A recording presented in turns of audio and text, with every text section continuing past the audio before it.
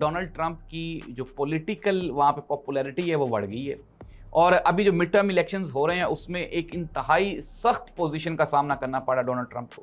दूसरी जानिब जो इकोनॉमी है अमेरिका की उसमें भी 500,000 मिलियन जो डॉलर्स हैं उसकी डिमांड की है पेंटागन ने, व्हाइट हाउस। पेंटागन से मुराद है कि यानी कि उनकी जो फोर्सेस हैं उन्होंने मांगे हैं कि जंग को कंटिन्यू करने के लिए हमें नया बजट दिया जाए।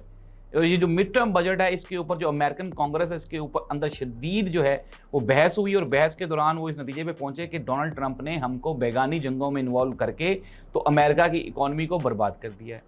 नाज़रीन, डोनाल्ड ट्रंप अपनी ये जो पॉलिटिकल टॉप पे थे पॉपुलैरिटी पे, अब जो है वो बॉटम पे आ गए।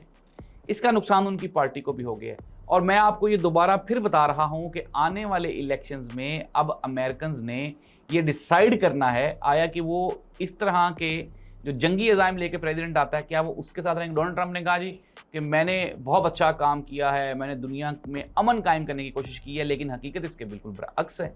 7 से ज़ायद जंगें डोनाल्ड ट्रंप के दौर में लगी हैं और ये जो जंगें हैं इनकी वजह से लाखों लोग लुकमा अजल बन चुके हैं। नाज़रीन, इस दुआ के साथ कि अल्लाह करे कि ये जो जंगी मामलात हैं ये ख़त्म हो जाएं, ये जो मेले ठेले गेमें, फुटबॉल्स, टूर्नामेंट्स ये जो होते हैं ये बेहतर होते हैं ताकि दुनिया में अमन व अमान प्रिवेल कर सके। अल्लाह इस मुल्क और कायनात का हामी व नासिर हो। अल्लाह हाफ़िज़।